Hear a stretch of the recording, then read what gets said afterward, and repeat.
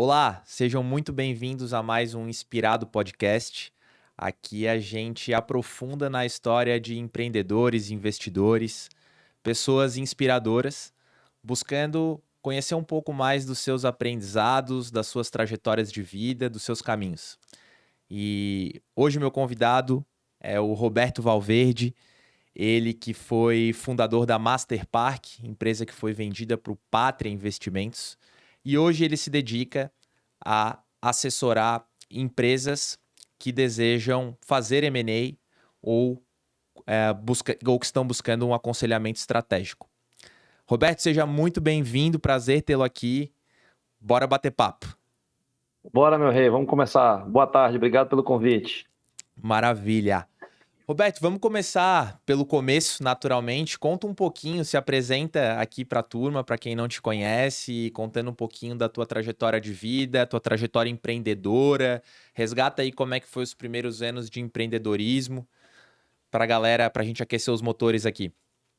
Tá bom, eu sou baiano, nascido, radicado, abençoado, morando em Salvador praticamente a vida inteira.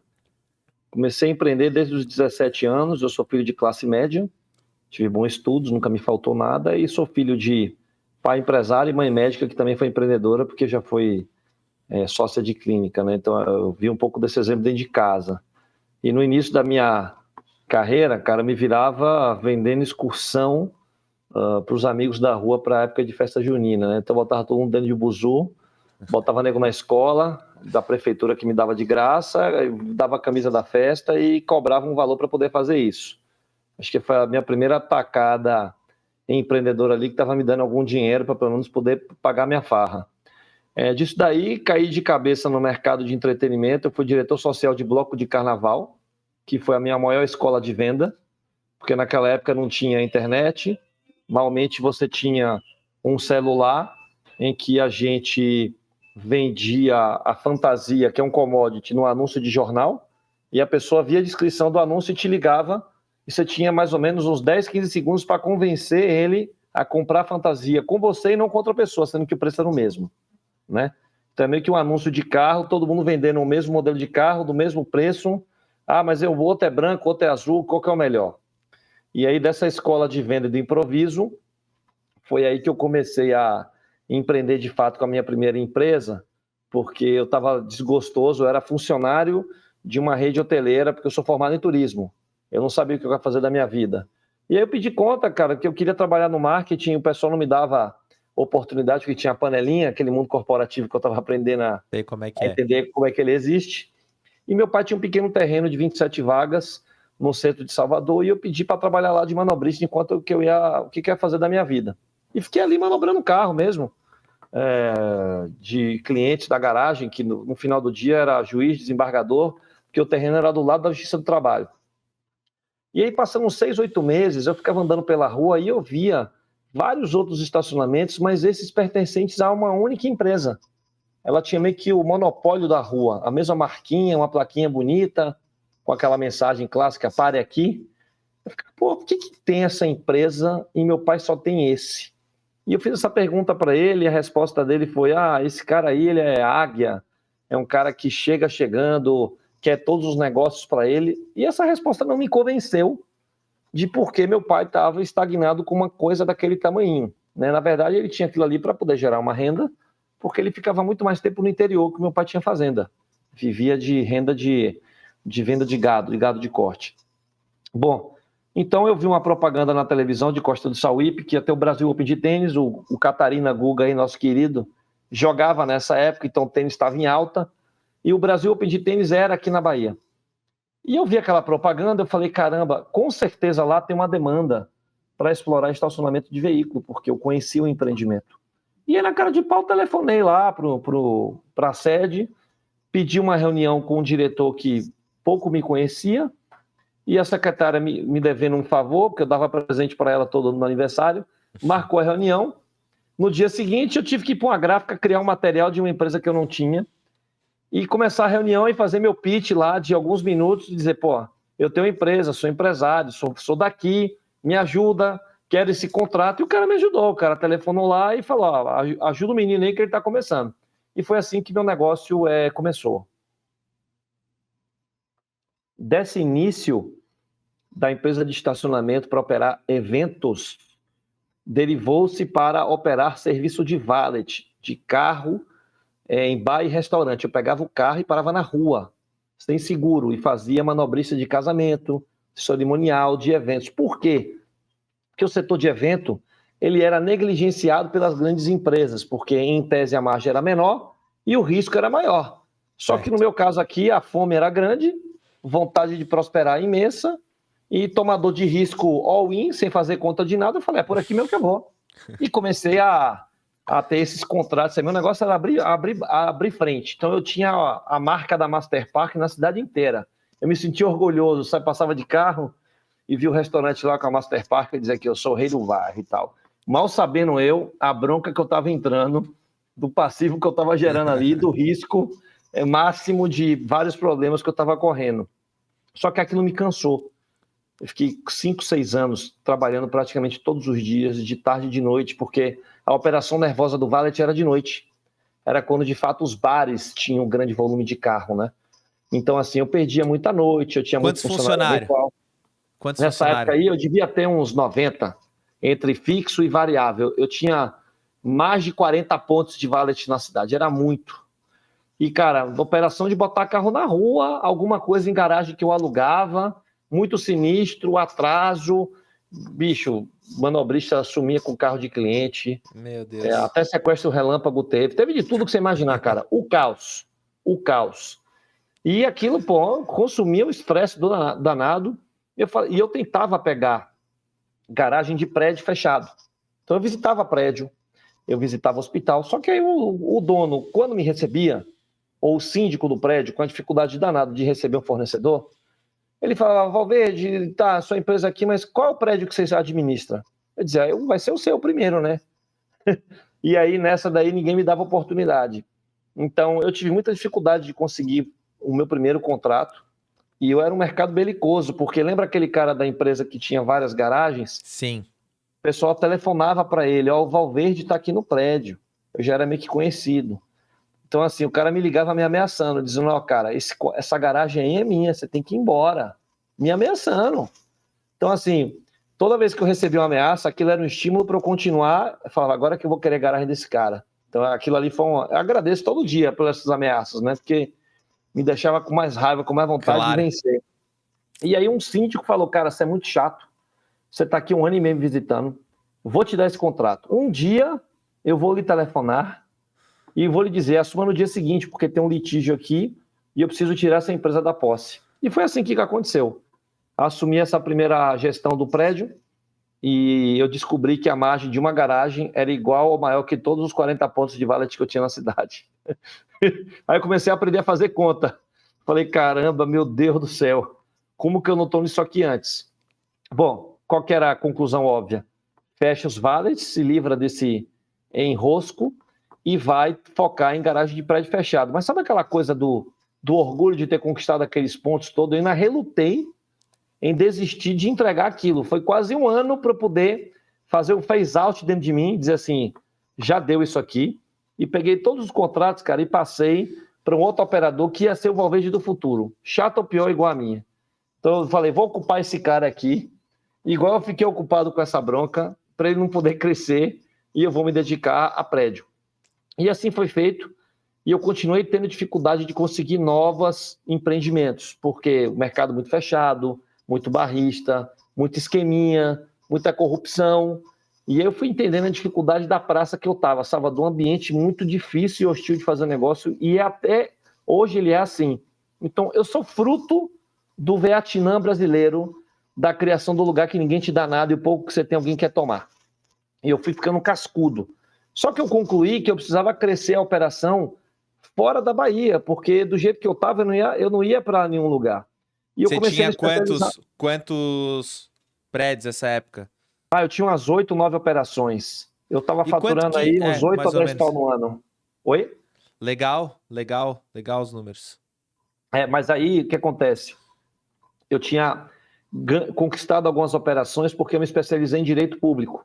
Então, eu estava ganhando licitação. Uhum. Eu não tinha um trabalho de prospectar, eu tinha um trabalho de estudar o edital, estudar o negócio e bem assessorado juridicamente, saber brigar, ganhar no preço e, cara, assumir um negócio que não era para ser meu, né? Porque concessão pública também é problema. Sim. Então, imagina que eu de gaiato comecei a ganhar coisa grande e aí eu comecei a aprender a outra dificuldade, né? Como é fazer negócio com ente público corrupto. Então, assim, eu ganhava, o pessoal não reajustava a tabela de preço, queria que eu saísse do contrato, queria descaracterizar o cumprimento do negócio, mandava mandava assaltar o estacionamento, a mídia na porta, a mídia esperando na porta para poder já fotografar o episódio e colocar para fazer aquele burburinho. Passei por tudo, de novo. Bom aprendizado, fui ficando mais cascudo. E aí eu falei, cara, agora eu preciso abrir operação fora da Bahia. E aí a Infraero começou a conceder estacionamentos de aeroportos pelo Brasil. Eu me antecipei ao movimento, fui lá em Brasília, tirei a bunda da cadeira, me aproximei do gestor para entender qual era o plano de negócio do poder público em relação a isso, mapeei o mercado e me preparei antecipadamente para os lotes. Então, quando saía o edital, eu já estava meio que estudando o negócio. E aí eu fui ganhando, cara, uma operação. Ganhei 10 contratos em 10 estados diferentes, inclusive em Florianópolis. Então, a gestão desse estacionamento aí, quando era no primeiro aeroporto, que eu brincava que é a rodoviária, pelo tamanho, aquilo ali nos anos de 2012, 2013, já foi concessão da minha empresa administradora. E eu aprendi bastante o que você não deve fazer, porque eu cresci loucamente, sem estrutura, sem operação para poder gerenciar algo à distância, fechamento de caixa. Eu montei uma estrutura, cara, para atender contrato de concessão, porque é muito ofício, muita notificação. Imagina, eu tinha Procon no meu pé, Codecon, ANAC, Infraero, Ministério Público, tá bom? Todo mundo de olho, cada um esperando um deslize meu na casca da banana, e os concorrentes que perdiam o negócio e ficavam ali monitorando e fazendo aquele buzz ali em torno, doido para poder devolver o negócio. Então era nesse outro ambiente hostil que eu estava entrando, mas aí a empresa deu uma outra projeção, só que eu quase quebrei. Nessa de quase quebrar, porque eu fui muito agressivo nos preços daquilo que eu pagava, eu tive que rever minha estratégia, eu fui aconselhado a 2 passos para trás, montei um conselho consultivo para poder me ajudar nas melhores práticas, então foi assim que o conselho consultivo apareceu na minha vida, provando do próprio remédio. Quem eram os seus conselheiros na época? Quem que você chamou? Era o Julian Tolioni e o Marcos França. Legal. Que são meus amigos. Eles têm uma empresa chamada Aldas, em São Paulo, que também faz um trabalho de advisor e também faz um trabalho de board nas companhias. E eu fui o primeiro cliente que eles venderam. Legal. E aí eles foram meus conselheiros. Fui apresentado a eles em São Paulo. Então eu pagava para os caras todo mês, vim para a minha empresa para me aconselhar e fazer a gestão do negócio no sentido de relatório, de formação, falar de passado, presente e futuro. E foi muito bom, porque eu tomei um banho de loja, aí eu comecei a aprender a me tornar um executivo, porque eu era um bom empresário, mas eu era um péssimo executivo. Zero senso de prioridade, só queria crescer, só queria expandir, não sabia fazer conta, não estava olhando o negócio a longo prazo. E aí, passado esse processo que duraram 2 anos para arrumar a casa, e eu consegui sanear a base de negócios ruins e tornar a empresa superavitária, eu comecei a enxergar o mercado latino-americano. Então eu ia para eventos mundiais, eu ia para congresso de estacionamento europeu, eu estava lá no meio dos caras. E aí o pessoal dizia, Valverde, você está aqui, empresa de Salvador, onde é que é isso? Isso não é na Europa. Eu falava, sou da Bahia, mercado próspero pra caramba, me ajuda aí, eu quero a ajuda de vocês. Eu comecei a meio que arrumar meus mentores europeus para poder dizer para onde eu deveria ir. E eu trouxe os caras para olhar o mercado brasileiro. Qual que era o meu shot? Cara, eu vou vender minha empresa para o europeu, vou fazer uma troca de ação e vou consolidar o mercado da América Latina, porque na época o BTG tinha comprado a Estapar e os caras estavam voando, fazendo M&A pra caramba, fazendo um monte de bobagem. Eu falei, tem espaço para um segundo player. Só que minha empresa era muito pequena para os europeus, pelo faturamento que eu gerava. Por mais que eles quisessem, eles achavam e estavam corretos que eu não estava pronto para poder casar com o europeu. E aí fui bater carteira em São Paulo, visitei todos os fundos de private equity aí, fazer o trabalho de hunting, quem fez fui eu. E depois visitei bancos para poder ver estrutura de dívida, que eu não tinha garantia real para dar, então não tinha dinheiro.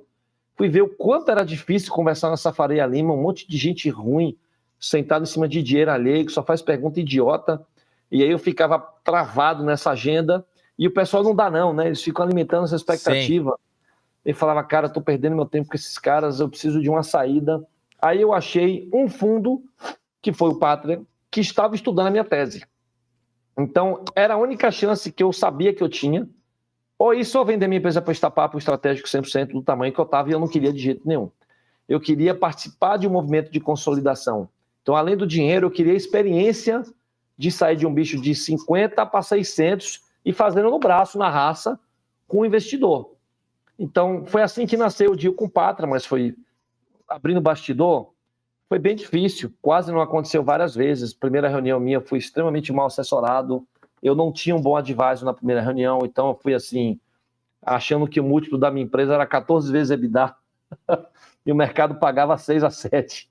Então assim, os caras falavam, de onde que esse maluco apareceu com esse múltiplo aí, que alguém disse para ele. Então, e eu, desinformado do múltiplo, achei que o advisor tinha boas orientações para me passar nesse sentido, né? Além de todas as outras. Então, a primeira reunião foi muito ruim. E eles já tinham alguma investida no setor ou você seria a primeira da tese? Eu seria a primeira da tese ou quem eles comprassem primeiro. Claro. Então, assim, foi aquela corrida maluca, a gente começou a conversar com eles em dezembro de 14, o deal só foi sair em junho de 16. Caraca. Pensa aí, porque, cara, o Pátria olhou mais de 50 empresas do setor. Eles falaram com todo mundo, inclusive aquele amigo lá de Salvador, meu inimigo mortal lá, que me ligava, e o cara quase vendeu para o fundo. Olha como são as coisas, né? Acabou que ele vendeu a empresa para estapar. Graças a Deus, por lá ficou, e lá ficou brigando mesmo. Foi bom que aí duas raposas juntas, eles se engalfinham, né? Foi interessante isso daí, ficar assistindo de bastidor. E nesse deal... Roberto, você falou que demorou, né? Demorou por quê? Você estava desorganizado, você não estava preparado, eles te cozinharam, por que levou tanto tempo? Pergunta boa. Os 3 itens são verdade. O que é que não está preparado? Eu tinha as documentações em dia? Não, eu não tinha. Meu contábil era horroroso, eu tive que ficar organizando a cozinha ao mesmo tempo que paria documento que era pedido. Tinha por fora? Tinha BO algum? Pouquinho? Não tinha por fora, mas eu tinha passivo não materializado por conta de um processo relevante que eu tinha que resolver. E essa foi uma cláusula de quase no deal. Só que isso o comprador só trouxe por final, essa surpresinha. Essa aí foi a montanha-russa final, a cereja do bolo. Então, assim, M&A, o cara mandata um time júnior para te mandar documento. Aí eu contratei a empresa do meu irmão para fazer essa troca de informação, então ficava júnior de um lado, júnior de outro, mandando documentação. Eu ficava no estratégico, no bastidor, negociando com o cara do fundo, pelo menos as questões macro. Meus advisors na linha de frente, o Julian e o França, fazendo a troca de figurinha ali, valuation, etc., revisando a documentação de ser enviada, né? Porque você não pode mandar qualquer coisa, não pode mandar errado, senão o cara acha que você está mandando informação de sacanagem, aí o cara sempre tem dor de barriga. Então... E a outra, cara, o fundo falando com muita gente, te cozinhando de propósito, para poder baixar o preço, para poder dizer que não vai fazer o deal, que a historinha que o comitê não está aprovando. É tudo conversinha fiada, né? O cara ali mesmo que está fazendo juízo de valor, mercador de persiana, e ele fica ali jogando essa firula para todo mundo e cozinhando e vendo quem que ele vai fazer o primeiro deal. Então foi um pouco de tudo isso, e olha que eu acelerei esse deal aí. E teve um fator adicional, que é que eu sempre falo em M&A. Cara, a economia do Brasil estava indo pro saco, que era a época da Dilma 2. Cara, pior época. Tava abrindo empresa essa época. Pois então assim, todo mês uma notícia ruim. O que é que o investidor faz? O cara sente dor de barriga. O cara fala, não sei se eu vou comprar agora, segura, não vou pagar esse preço mais. Minha garagem era muito associada a fluxo de embarque e desembarque de passageiro, porque é estacionamento de aeroporto. Então imagina, se o Brasil está em crise, as pessoas vão menos carro, menos tráfego, menos receita. Então eu antevi o cenário do caos, porque eu li aqueles livrinhos do Credit Suisse de previsão da América Latina, cara. França que me deu esse livro. A gente lia o caos no avião, falava, eu preciso vender essa empresa agora, antes do Brasil derreter. E eu vendi, cara, assim, ó, no limite do limite. Junho de 16, o Brasil já estava desandando, e desandou mesmo, porque tanto é que teve empresa depois que eu acabei sendo o buy side, e o cara perdeu o time, comprei ele pela metade do preço, cara, um ano depois, porque o fluxo dele derreteu. E foi assim que o deal nasceu. O deal foi uma troca de ação, 100% da empresa vendida para ser integralizado numa holding, a gente co-criou um grupo chamado Paribem, e aí eu recebi uma secundária e o resto de ação de uma empresa nova, do qual foi marcada uma ação, e todos os M&As que fizemos ficaram sendo debaixo dessa holding e eu fui começando a tomar diluição. Tu foi o cara, o consolidador, né? Hoje eles têm algumas plataformas, né? Conheço bem a turma da Delis no setor de distribuição de alimentos, tiveram em setor de saúde, setor de telecom, enfim, e tu foi a empresa, a plataforma, a primeira, o veículo pelo qual eles foram fazendo aquisições depois. Só que um detalhe, outra coisa importante para falar é assim, na época o fundo que me comprou foi o fundo Infra 2. Era um fundo que tinha mais ou menos uns 10 bilhões dentro, e para minha tese tinha reservado aí uns 800 a 1 bi.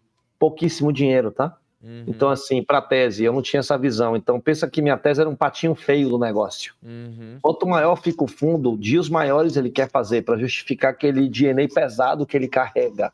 Uhum. E o executivo quer fazer deal maior porque ele tem um carry, né, da saída das teses. Ele quer alocar. Então, assim... Quanto mais ele aloca... E ele quer olhar, cara, ele quer comprar uma empresa de 5 milhões de EBITDA, ou ele quer comprar uma empresa de 200 milhões de reais de EBITDA? Ele quer comprar de 200 pau de EBITDA. Sim. Né, para transformar o 200 de milhões em 800 milhões de EBITDA e fazer um MOIC de 3 vezes o dinheiro, 4 vezes o dinheiro. Né? E o que passava na tua cabeça, né, Roberto? Você falou que, poxa, veio de uma origem de classe média, arrancou do zero, construiu um negócio. Esse momento da venda, ele é sempre um momento que mexe muito com as emoções do empresário, né? A perspectiva de, poxa... Né? Às vezes está numa situação da empresa que está vendo pouca liquidez, só passa problema pela cabeça, lidando com uma situação adversa, e ali na frente, pô, tem um cheque, uma perspectiva de liquidez maior. Tu consegue se conectar e assim trazer assim, talvez teus medos, o que se passava na cabeça do Roberto naquela época?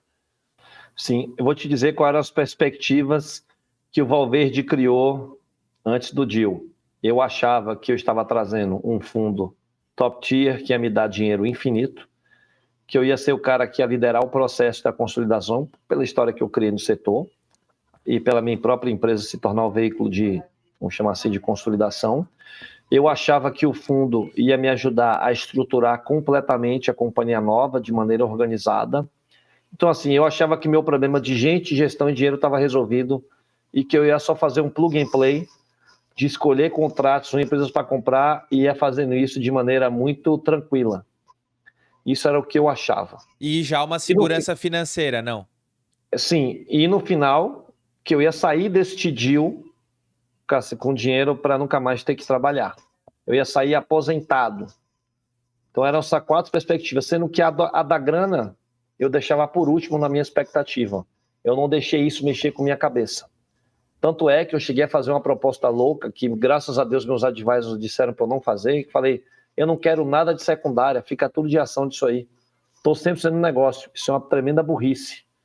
Só que, olha o meu olhar. Eu tinha tanta convicção da consolidação que seria possível, da consolidação, que falei, não quero dinheiro nenhum, cara. Me paga um salário bom aqui de executivo para eu poder morar em São Paulo e tá tudo certo. Salário e bônus. Essa era a minha visão. Bom, essa era a minha perspectiva. Aí, se você perguntar, aí fiquei feliz quando assinei, mesmo tendo tomado várias cláusulas que não era para ter topado, mesmo no dia do sign o cara vinha com um papelzinho com condição lápis na hora para poder mudar, e lá 4 horas de relógio dentro do Piero Neto da vida, nervoso, cheio de café no corpo. Então, assim, várias coisas você olha para trás e aprende na negociação o que fazer, o que não fazer, para extrair condições adicionais de quem está te enrabando. Então, eu estava emocionalmente envolvido, os meus advisors tentando brigar por aquilo que eu poderia. Tem que dizer também que no final, cara, todo mundo quer vender e quer ganhar seu FII, né? Então, assim, claro.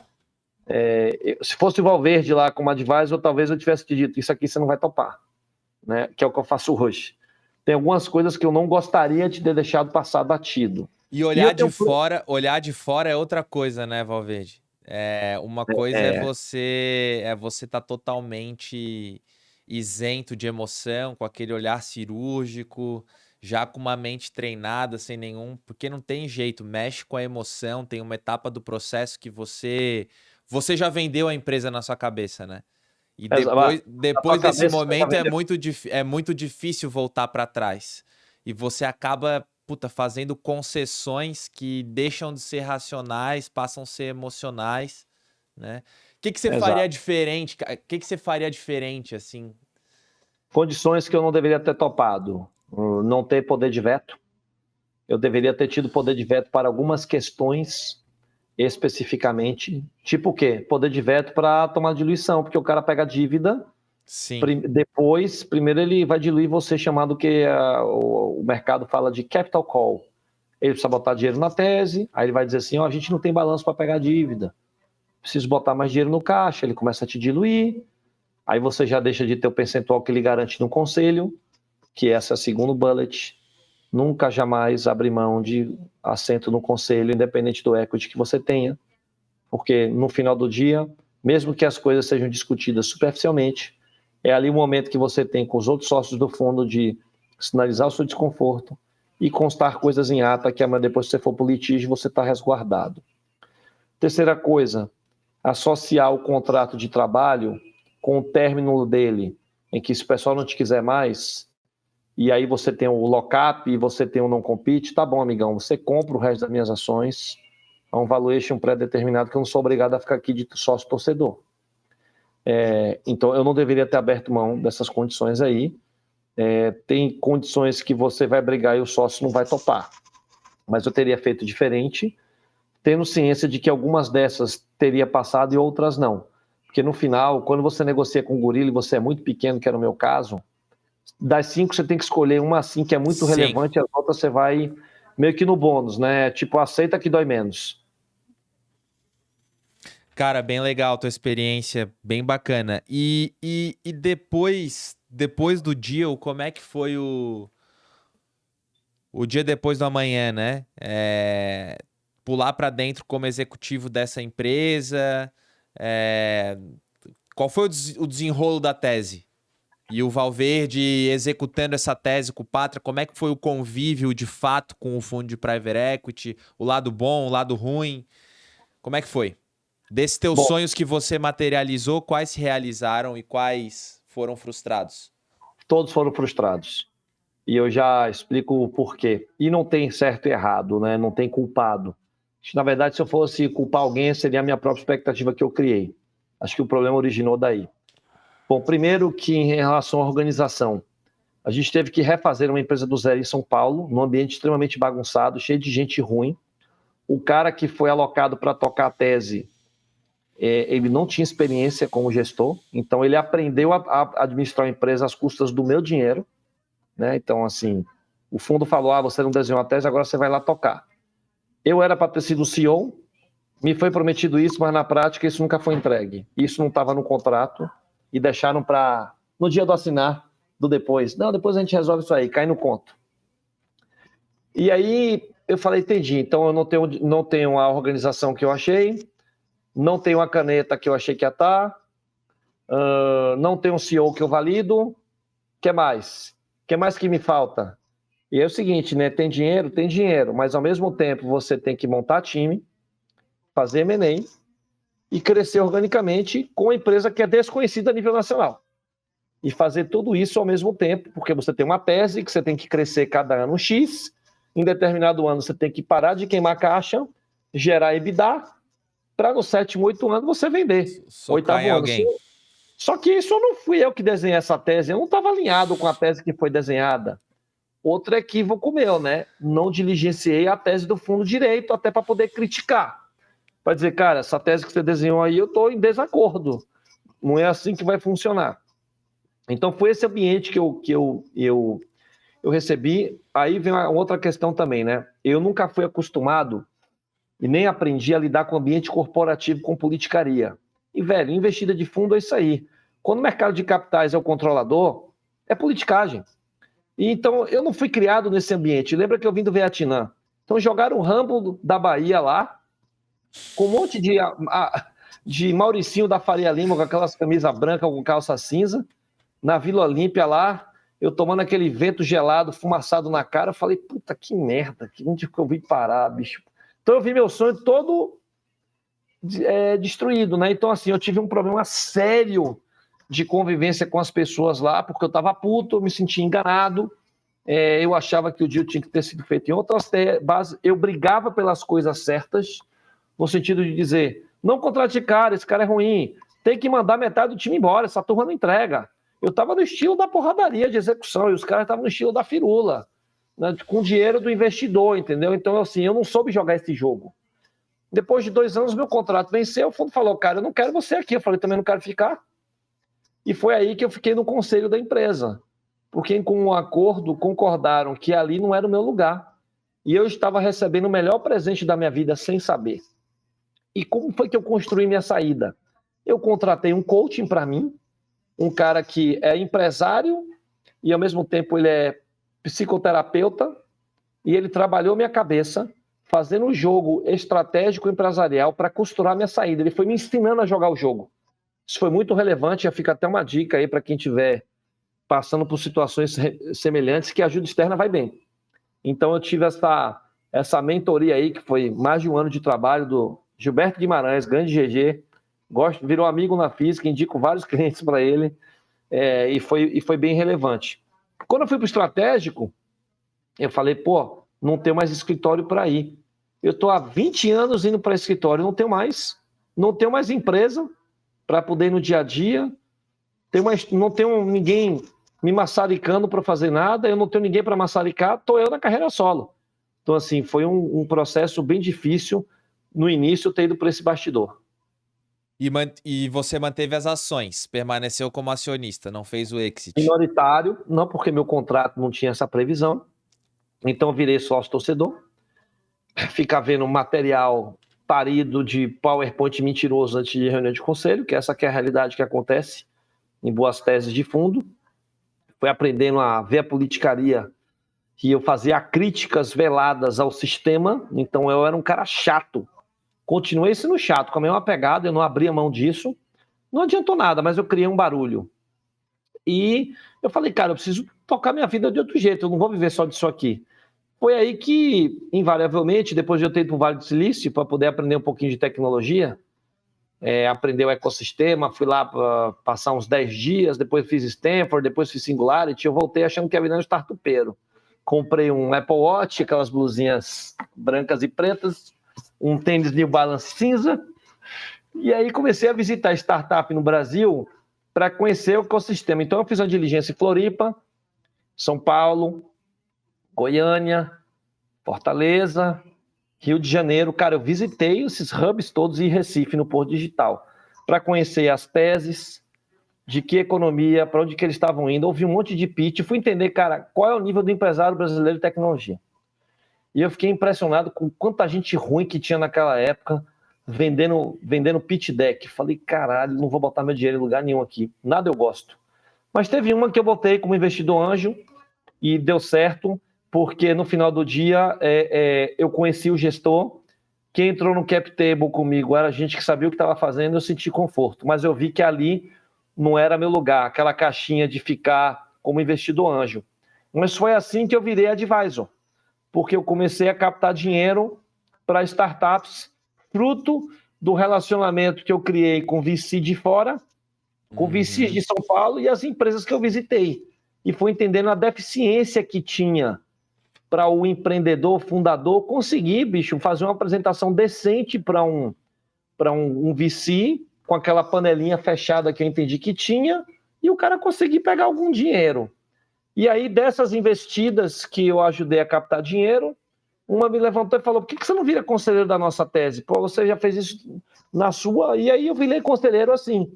Então, sem querer, eu criei a minha carreira, já em 2017, de advisor de M&A e conselheiro de administração e consultivo, com a empresa de tecnologia, porque eu achava que eu ia empreender nisso. E aí começou essa relação assim. Boa. Vamos aprofundar um pouquinho em M&A, Roberto. Eu te sigo aí nas redes sociais, você é um cara que, poxa, ganhou uma relevância por expor e por tratar, acho que de uma forma mais sincera, revelar os bastidores das transações de M&A na prática, o conflito muitas vezes que acontece entre advisors, empresários, a dinâmica do deal, né? Trazendo a tua experiência. Então, cara, vamos pegar um tópico aqui, vamos falar de valuation, falar de método de precificação de empresa, né? Bom, a academia tem o seu método preferido, né?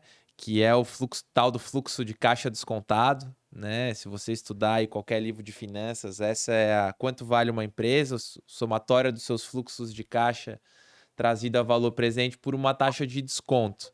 E na prática a gente vê o mercado usando, trabalhando, preferindo, nos praticantes de mercado, o tal do múltiplo de EBITDA, né? Ou o tal do múltiplo de fluxo de caixa. Como é que você vê o que o empresário pode esperar sobre a avaliação de empresas e como é que você vê o M&A, as avaliações das empresas médias aí acontecendo na vida vivida?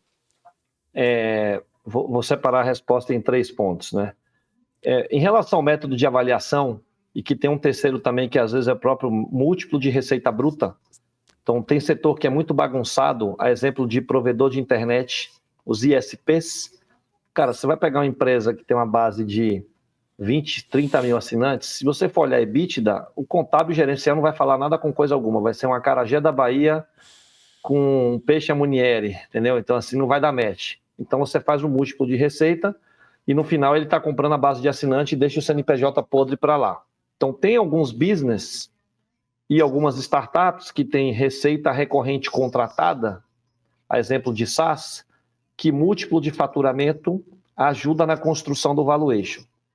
Sobre fluxo de caixa descontado e EBITDA, é assim, fluxo de caixa é uma discussão interminável, que é o DCF, porque o vendedor quer um fluxo de caixa maior do que na prática vai entregar.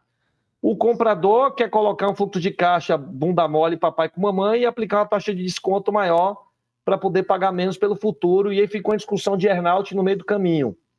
Então, eu acho mais difícil essa discussão, tem que ter muita maturidade na mesa. Então, quando são duas empresas estratégicas que já estão acostumados com M&A, o DCF vai bem. Mas quando é um vendedor verde com um comprador leonino, fazer DCF é foda, alguém vai tomar uma enrabada muito grande.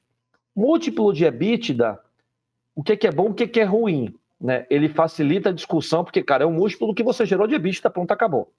Você pode até querer um múltiplo adicional por uma entrega futura que vira um earnout, tudo bem. Onde que pega?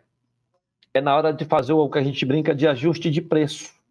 Porque do múltiplo do EBITDA real, existe o EBITDA gerencial, existe o EBITDA contábil e existe o EBITDA da Monga, do King Kong, que é o comprador chegando, então, olha, vamos normalizar os efeitos de alguma coisa. Aí vem a auditoria e faz um monte de ressalva, umas são corretas, outras de propósito, para jogar o preço para baixo. E se o deal está 7 vezes EBITDA, na verdade, o cara vai te pagar 5 vezes e você não está vendo, ele está passando a mão na tua bunda. Então, o múltiplo de EBITDA, ele facilita a discussão inicial e deixa ao gosto amargo, que é o ajuste de preço, para o final. Essa que é a entubada clássica, que sempre vem no final e o comprador já está achando que o deal vai acontecer, porque ele já, inconscientemente, ele já está topando tudo porque ele quer um negócio assinado. Não é que você falou isso no início. Então, acontece essa dinâmica. Como que eu vejo esses 3 cenários aí e as relações? O Rita, ele segue mais do mesmo, no sentido de as mesmas consultorias, auditorias contratadas para dar parecer, os mesmos escritórios de placa ali contratados do buy-side para fazer o mesmo trabalho de sempre, as mesmas cláusulas de sempre, e aí o lado de cá também tem que se resguardar com um advogado que conhece a pegada do outro para poder normalizar algumas coisas que você não deve topar. O rito de ajuste de preço sempre deixado para o final. E o advisor tem que ter uma habilidade tremenda entre a honestidade do trabalho de dizer isso você deve topar ou não, na condução do processo de segurar a expectativa do vendedor, conversar com o comprador e dizer, cara, não faz isso, você vai perder o deal, isso aqui não propõe esse negócio, não vai rolar, faz de outro jeito. Então, assim, dependendo do perfil do comprador que está lá, o deal ele pode ir para um caminho ou pode ir para o outro. A mesma coisa do vendedor. Então, se o vendedor é muito metido, é muito esperto, cara, ele vai querer pedir coisas que não são factíveis. Se o comprador é aquele gurilão clássico que está acostumado a amassar, ele já vai te amassar logo no MOU que vem e depois no SPA, que vem um SPA tão quadrado, tão leonino, que assim, a vontade é sair da mesa e largar o cara lá, tipo, vai comprar o otário aí, que esse aqui não vai dar. E eu faço isso de vez em quando. Então, assim, eu não vejo mudanças. Eu vejo, na verdade, uma maturidade necessária para quem está pegando pessoas que não têm experiência com um negócio, especialmente um sell side. Existe uma obrigação fiduciária de pegar na mão de quem está vendendo um negócio pela única vez e preparar ele para este momento, mentalmente e materialmente. E dizer, ó, isso aqui pode deixar que eu vou tocar, eu vou te dar os bullets que você deve topar, vou te explicar os sims e os nãos, e, velho, se você desistir no meio do caminho, não tem problema, a gente pode ir embora, vá para casa, não tem problema nenhum, não é aceite que vai salvar a sua vida. Não, cara, não. Vamos fazer devagar, sem pressa, vamos fazer direito, conversar direito com o comprador e meio que consensuando um pouco das partes. Acho que é isso aí. Boa, Roberto. Cara, vários tópicos interessantes aqui, acho que para eu fazer alguns comentários. Tem uma analogia que eu gosto de fazer quando eu vou explicar valuation para um cliente que é mais leigo, né? De comparação de múltiplos, seja ele de EBITDA, de faturamento, de preço por assinante, aquele elemento em comum que as empresas do mesmo setor costumam ter, que é com a tabela FIP, né? Então, poxa, o dono da empresa, ele tem um apego, né? Ele acha que aquele Chevette 82 dele, que passou de pai para filho, que ele, poxa, passou o óleo no banco, que ele limpa com a cera, ele atribui um valor para aquele carro baseado na emoção dele, baseado nos critérios dele, né? Acontece que não necessariamente você tem mercado, você tem alguém disposto a pagar por aquele preço naquele momento. Ao contrário de uma ação de bolsa, uma empresa de médio porte no Brasil é um ativo ilíquido, né? Você tem mais vendedores dispostos a vender do que compradores dispostos a pagar. E o múltiplo nada mais é do que a tabela FIP, né? Empresas semelhantes à minha, do mesmo setor, com as mesmas características de modelo de negócio, foram transacionados a quanto, né? E o elemento comum delas é o EBITDA, é o faturamento, etc. É como eu costumo explicar para os meus clientes, às vezes. Tem um detalhe nessa explicação que eu adicionaria, que é o momento econômico do mundo Perfeito. E do país. Quando o dinheiro está mais caro, que é o caso da agora, os múltiplos caem, porque o investidor está mais medroso, e os investidores institucionais que põem dinheiro no fundo estão cobrando retornos maiores para topar este risco em mercados emergentes como o Brasil. Então eu explico aquela brincadeirinha do follow the money. Vou dizer, meu amigo, é o seguinte, sabe de onde vem o dinheiro que vai te comprar? É da velhinha do fundo de pensão lá do Canadá. É isso aí. A velhinha está lá com um gestor de 80 anos de idade, aí chega o cara do fundo, faz uma reunião, mostra o mapa do Brasil para ele, do Chile, da Colômbia, chama isso de países emergentes ou mercado distressed, como você quiser falar. Então, o investidor fala, tá bom, vou te dar 0,5% desse dinheiro para você alocar neste país aqui. E aí o fundo pega esse dinheiro, para ele pegar esse dinheiro, ele se associou com algum fundo gringo, porque ele não tem placa para bater carteira no Canadá, e aí ele já está pagando um pênalti para dividir um resultado com alguém que tem uma placa em Nova York. Aí ele pega esse dinheiro, vem para o Brasil e aplica na renda fixa. Esse dinheiro fica parado e ele está cobrando 2% de taxa de administração do dia que o velhinho lá do Fundo Canadá disse, eu aceito botar o dinheiro aí. Ele já está mandando a boleta. E aí ele tem um prazo para botar esse dinheiro nos países que ele disse, nas teses que ele ainda nem desenhou. Aí ele acha você aqui na ponta, negocia com você 1 ano e meio, e no meio do caminho a economia do mundo começa a piorar. Aí o velhinho lá do Canadá liga para ele e fala, olha, Sabe aquela taxa de retorno que você me disse que ia ser 15%? Eu quero agora 20% em dólar, porque o mundo está acabando. E o cara fala, puta, então é o seguinte, não posso comprar a empresa do Valverde a 7 vezes.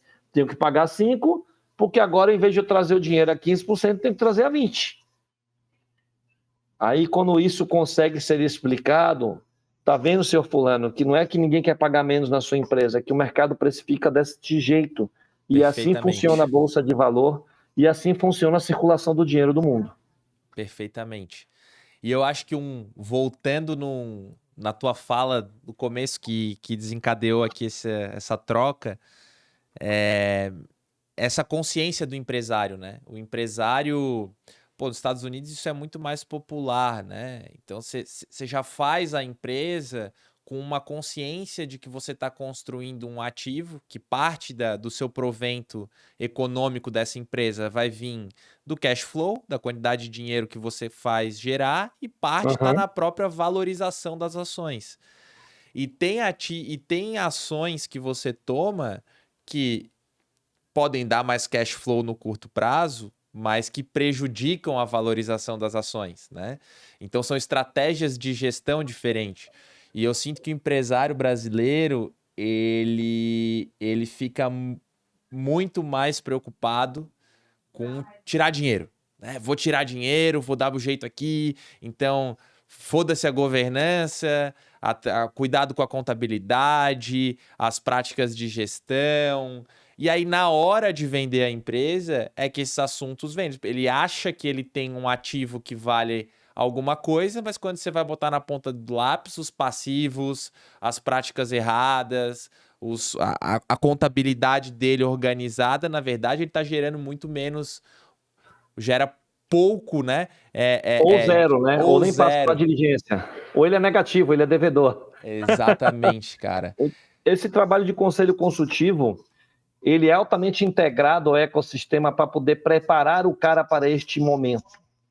Então, por exemplo, às vezes chega convites aqui para conselho de consultivo, ou eu preciso indicar alguém para ocupar, e o cara está querendo vender a empresa. Eu falo, cara, você tem 3 anos de arrumação de casa para a empresa chegar mais ou menos neste valor aqui, e se o mercado daqui a 3 anos tiver comprador, você possivelmente estará preparado para uma diligência. Você quer fazer isso? A maioria não quer. E aí tudo bem, mas é um caso que, por exemplo, eu já não pego. Eu não pego uma empresa dessa para nem tentar vender, porque eu sei que não vai passar numa diligência. Porque se você já pede um material antecipado, você pede um balanço, vê que o balanço está tudo cagado. Aí você faz aquelas 5 perguntinhas para ver enquadramento sócio-fiscal, pagamento por fora, prolabore, faz uma conta de chegada aqui e fala, putz, esse cara não vai passar na diligência. Fora esqueletos que o cara não te abre, passivos não materializados que estão lá, num processo no interior da gaveta de São Luís, do Maranhão. E a gente não tem capacidade de ir até lá, mas que na diligência o nego vai achar. Né? E é isso mesmo, aí o cara não consegue vender ou fica estrangulado. E aí os fundos também, por outro lado, não conseguem fazer os M&As. Porque ele, quando olha a tese, ele fala, puta, muita empresa pequena não vai passar em diligência. Empresa média já é difícil, se quiser pequena. Então os deals ficam sempre dos grandes, que já estão com a governança azeitada, e algumas médias que se prepararam ou que vão topar tomar um desconto muito grande por conta disso tudo que você acabou de explicar aqui. Tu diria que a falta de governança é um dos principais motivos para a gente não ter mais transações de M&A no Brasil? Com certeza. Falta de governança, mais ambiente Brasil de fazer negócio. Que aí vamos lá, né? O cara quando vira médio, o que é médio? 50 milhões, 100 milhões, 200 milhões, 300 milhões de faturamentos. Esse cara eu estou chamando ele de médio. Esse cara, para poder ter chegado aqui, geralmente, às vezes, ele teve um ramp-up muito louco, um contrato relevante que ele assinou, uma pandemia que deu um boost no resultado dele, e ele cresceu loucamente, igual eu cresci na minha própria empresa. Não estava preparado, e depois, no meu caso, eu me preparei para arrumar a casa, porque eu fui orientado e topei a sugestão. E aí esse cara nem sabe que esse trabalho existe, ou quando é indicado, ele não quer ouvir, porque ele olha para a receita bruta e está achando que ficou rico. E aí ele fica ali patinando naquela, engolido pela operação de um negócio que virou grande, e só gerando passivo. Então, enquanto a governança não entra, a empresa dele, na verdade, está começando a gerar um downgrade de valor. E pouca gente tem consciência disso. Eu percebo que quando a gente tem uma agenda de explicar isso para os empreendedores, e eu sou empresário, então eu falo a idioma que o cara tá acostumado a ouvir, porque eu sei o que é ralar e fazer do zero, e se todo embolado, e ser meio que centralizador e tal. O cara não quer ouvir.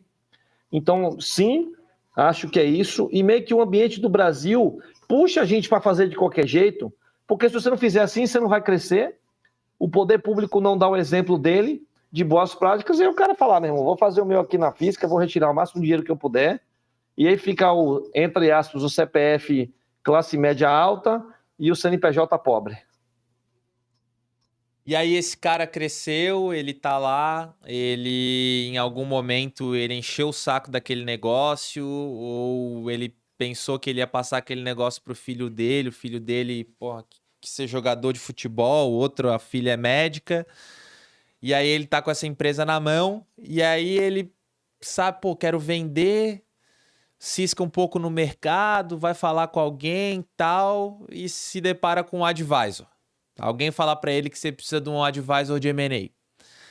E aí ele vai lá e contrata um advisor de M&A, ou pensa em contratar um advisor de M&A. Cara, que você fala bastante sobre isso nas redes sociais. Que conflitos velados existem aí nessa relação entre advisor e clientes, empresários, pensando aqui na ótica do sell side, tá?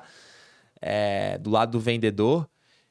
E o que você acha que podem ser melhores práticas para mitigar esses conflitos ou para ter uma estrutura mais legítima, mais fair de se fazer negócio?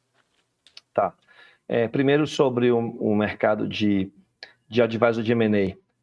O primeiro conflito que nasce é assim, como o advisor, genuinamente, ele é remunerado no FII da transação, quanto mais transações ele fizer, mais FII ele morde. É igual um assessor de fundo de investimento. O cara da XP lá, o cara quer te vender qualquer produto, vai querer te vender o produto mais caro, que a taxa de rebate dele é maior, e foda-se se a rentabilidade para você vai ser boa ou ruim. Então, o mercado de advisor de M&A, infelizmente, tem muito desse problema. E quando vira uma boutique, e a boutique começa a virar grande, o cara fica aqui meio que um processo industrial, porque chega tanto lead, vai na caixinha, conversa com o cara, vê se tem comprador, manda aquela proposta de honorário fixo para você boletar um trabalho para começar a fazer um hunting, e você não tem um mandato para isso, e aí você vai ao mercado para descobrir se tem comprador ou não, monta um material bonito, deixa o sell side ali na ansiedade, na expectativa, e quando você acha o suposto comprador, o sell side está lá desprovido de informação de quanto vale, por que aquele preço, como que o mercado paga, qual é o rito, quais são as pegadinhas que vão. O advisor, na minha visão, ele poderia economizar muito tempo da vida dele se ele fosse objetivo e direto ao ponto.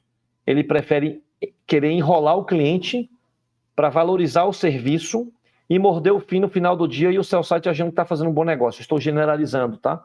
Nem todo mundo faz isso, mas muita gente faz, independente do tamanho da boutique. O bancão, a boutique menor. E como essa turma toda praticamente é egressa do mercado financeiro, todo mundo traz as práticas de mercado financeiro, que é aquela política do lobo de Wall Street, irmão. Todo mundo quer engolir todo mundo, quer ganhar dinheiro. Então, acho que o problema nasce daí. O segundo ponto é que, como o empreendedor não tem experiência com M&A, como que ele vai consultar o que é boa prática ou não de advisor? É aí que eu entro quando eu escrevo as coisas.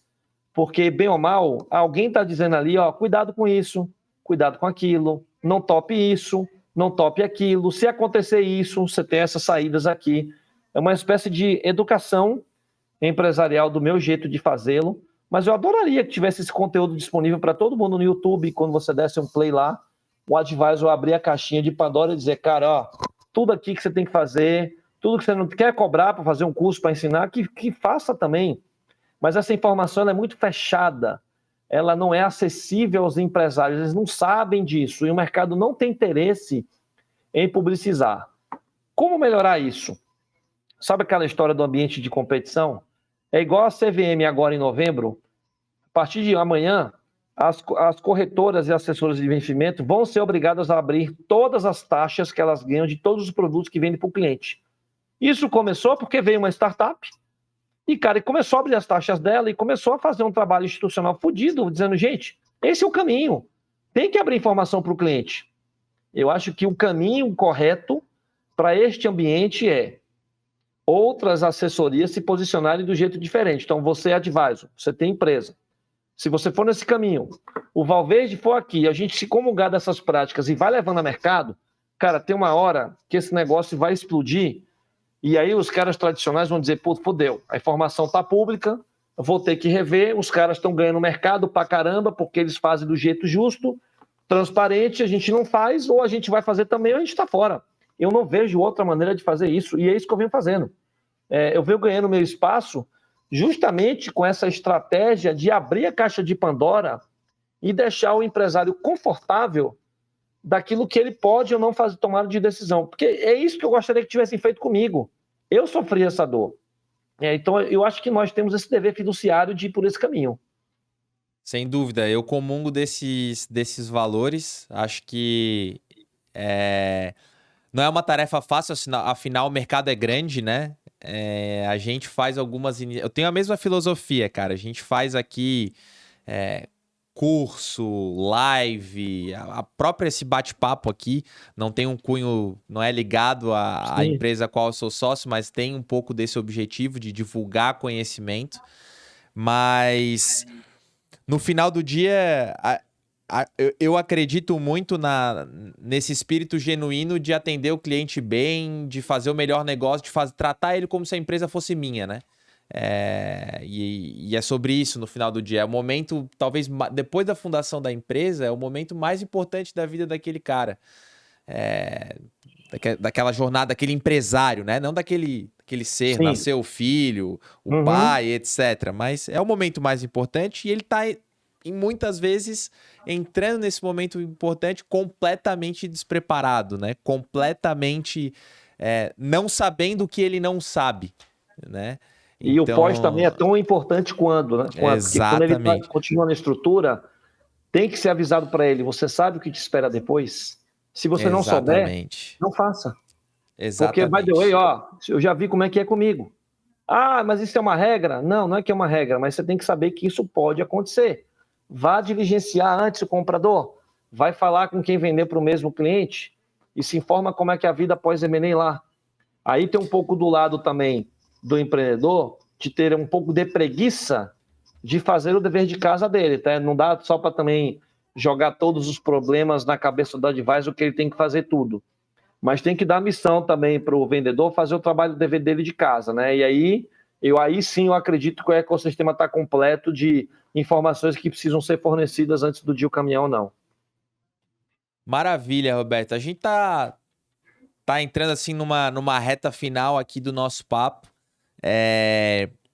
Cara, que dicas você dá, né? Que dicas você daria pro Roberto Valverde lá de trás, na época que ele era empresário e estava pensando em vender a empresa dele? Ok. Primeiro é o seguinte, quando você pensar, vou falar o Roberto para ele mesmo, o Valverde está pensando em vender a empresa, vai conversar com o advisor para poder perceber como é que funciona o mercado, vai se informar, procura saber preço, qual é o momento de mercado, quais foram as transações que foram feitas, quem são as empresas, quem são os compradores, como é que é a dinâmica após uma venda, se pergunte por que você quer vender, se você está preparado para aquilo, se você precisa só pelo dinheiro, se você está para um sonho de aumentar o teu negócio, se você está cansado, o que você vai fazer se tudo der errado, o que você vai fazer se a venda não acontecer e quanto de energia você tem para se dedicar àquele próprio negócio seu ou se você está a fim de fazer uma outra coisa para a sua vida. Acho que são essas dicas que eu daria. Maravilha, cara. Maravilha. É isso, você quer... Abro para você aí passar a sua mensagem final, dar um tchau final para os nossos ouvintes aqui, alguns empresários, outros talvez advisors de M&A, investidores. Pode passar o seu recado final aí. Vou dar recados separados aqui. Para o empresário é o seguinte, acalme seu coração, porque se o negócio for para acontecer, se você tiver para fazer um M&A, ele vai acontecer. Nunca vai ser do jeito que você gerou a expectativa, então seta a sua ansiedade, porque o que vier adicionalmente é bônus. E se não acontecer, está tudo bem, que você continua com saúde, com poder mental, do mesmo poder que te trouxe até aqui, de você continuar a sua jornada ou de você mudar. Para o mercado, em relação a de fornecedores da cadeia, investidores, VCs, advisors, o ecossistema ele continua com as práticas de todo sempre, desde que o mercado financeiro ele existe. E eu não acho que o mercado vai mudar. Mas você que está começando sua carreira e quer fazer diferente, quer ganhar cliente, traga uma pegada de transparência, de honestidade, porque o mercado está esperando por gente assim. Eu acho que é a grande oportunidade para quem está querendo ser prestador de serviço nessa área. Maravilha, Roberto. Foi um prazer te receber aqui. Acho que dicas bem valiosas, um papo bem reto, como a gente gosta de ter aqui no Inspirado. Super agradeço sua presença. Bora marcar um café aí em São Paulo ou em Floripa. Fica o convite aqui para a gente se conhecer pessoalmente. Grande abraço. Pessoal, esse foi mais um Inspirado. Grande abraço para todos. Achei. Valeu.